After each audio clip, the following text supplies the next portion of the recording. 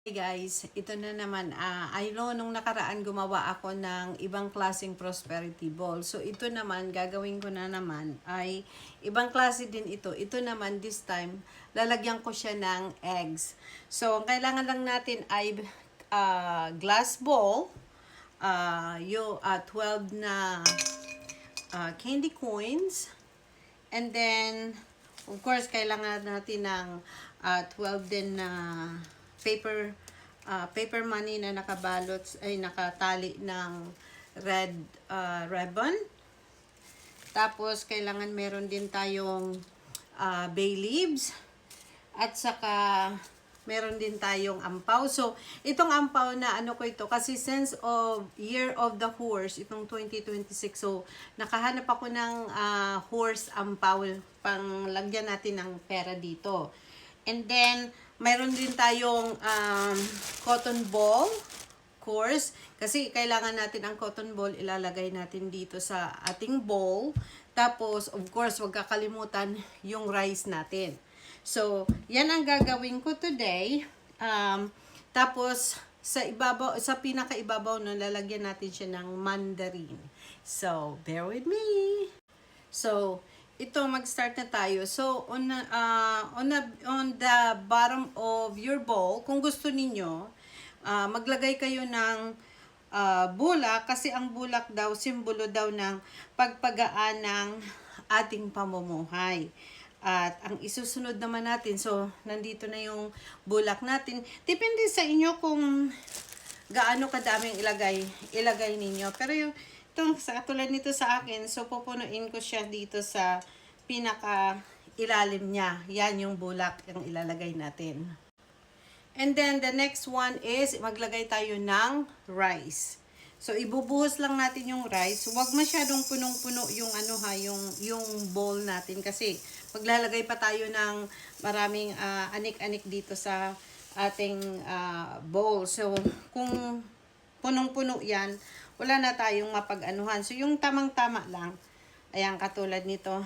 Alam nyo guys, ang ginawa ko dito, hinalo ko yung yung sweet rice at saka yung regular rice. Kasi daw kasi 'di ba yung sweet rice madikit. So pag pumasok ang swerte, ay didikit na daw talaga 'yon. So ito na, may na tayo dito, may cotton at saka rice. Ang ini-next natin ay eggs. Siyempre, maglagay tayo ng eggs. So kailangan natin ng 12. Simbolo ng 12 months ng sa isang taon. So maglagay tayo dito ng, ewan ko kung nakikita ninyo. So 12.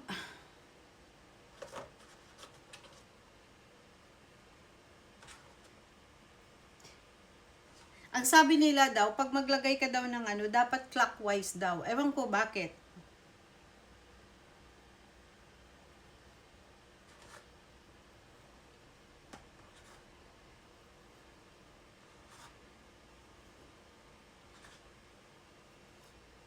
Tamang-tama lang talaga yung 12 eggs dito sa sa aking bowl. So ayan. So kailangan natin ng 12 eggs dapat para simbolo daw yan ng ng 12 months sa isang taon. Ang isusunod natin ay ang ating yung coins na gold. So maglagay tayo dito. So 2 4, 6. So, ilalagay lang natin siya dito sa in-between ng eggs. Okay? So, maglagay tayo dyan ng ating candy coins. By the way, alam nyo ba na nahanap ako ng candy coins. Wala na talaga akong makita ngayon. So, ang ginawa ko, nag-order ako online para lang ako. Kailangan natin ng 12. Nasaan yung... andito pala. So, kailangan natin 12 candy coins. Ito daw ay pang daw ng swerte daw ito for wealth, sabi nila. So, ngayon, ang isusunod naman natin ay bay leaves. Itong ginagawa ko na to guys, simpleng lang ito, yung simpleng prosperity lang ito. Ito ay ginagawa ko rin every year, yung ganitong style. Pero yung nakaraan kasi, inano ko lang yun talaga. Kasi nakita ko lang talaga na parang ang ganda ng pagkagawa niya ba. So, kailangan din natin ng 12s na bay leaf. So, ilalagay lang natin siya dito sa sa likuran ng eggs. So, kailangan natin 12 of course. At itong itong bay leaves na ito ay nakakapagbigay daw ng swerte sa atin. So, hindi natin alam kung, kung anong klaseng swerte ang darating sa atin. Pero, pero alam nyo guys, nasa tao din ang gawa ha. Huwag kayong umasa sa mga ganito. So, kailangan din natin gumawa ng So, ayan, ito na. So, nakalagay na tayo ng tawag dito, ng bay leaves. Ngayon, ang isusunod naman natin ay pera. So, pwede kang mag-roll yun ang sabi pa ng iba, maganda daw yung iba-ibang kulay, ang sabi nila. Dahil, daw paraw yun ng surf. Kaso lang, dito sa amin, wala kasing ibang kulay, iisa lang yung kulay dito. So, kaya ang ginawa ko, ito na lang.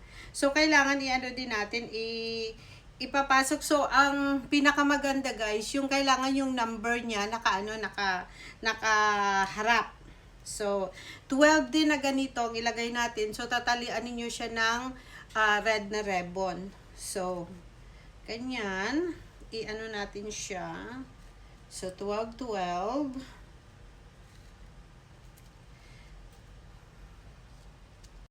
So, ayan, nilagay ko na yung ating money sa sa 12 din yan siya. So, kailangan daw daw ang number ng pera. Yun ang sabi nila. So, ayan. Ngayon, ang isusunod naman natin ay yung ating ampaw. Since na 2026, ang ilalagay ko dito, 26 din ang number kasi 2026. So, nagano lang ako ng 3 pirasong ampaw. So, maglagay tayo. Pero alam nyo guys, depende naman kung magkano yung ilalagay ninyo dito na pera sa loob ng ampaw. Nasa sa inyo yan. Ang sa akin kasi, inano ko lang kasi nga 2026. So, gagawa ako ng 26 na 26 din yung ilalagay ko dito. So, maglagay tayo ng $26 naman dito sa ating ampaw. Okay? So, 26. Kaso, yun nga lang ang ko guys, depende sa inyo kung ang ninyo, kung ang magkano lang yung mailagay ninyo. Pwede naman kahit na $1. Nasa sa inyo yan.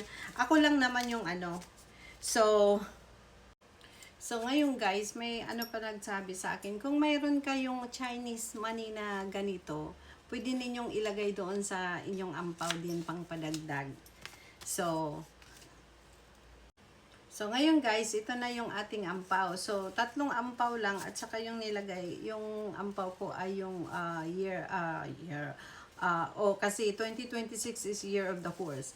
So, ayan. So, mag-ilagay lang natin siya dito sa ating likuran ng ating rice. Ayan. Ganyan. Ayan. So, ayan na siya. That's what it looks like. Tapos, syempre, maglagay tayo ng orange o kaya mandarin dito sa gitna. Ganyan. Ayan lang. Yan na yung ating prosperity ball ng 2026. Ay, na siya. So, yun lang. So, ngayon, kung kaya ngayon sabi ko sa inyo guys, kung mayroon kayong ganito, ang ginawa ko, talian ko lang yan siya. Tapos, inano ko lang. Tapos, pwede rin natin siyang ilagay dito kung gusto niyo. Kung meron lang kayo, kung wala, okay na yung ganito. So, ayan na siya. So, guys, ayan na yung unang ginawa ko dati na prosperity ball. And then, yung last, ayan. So, nilagay ko lang siya dito sa ilalim. Yan lang, guys. Thank you for watching. Sana nagustuhan ninyo. Ayan.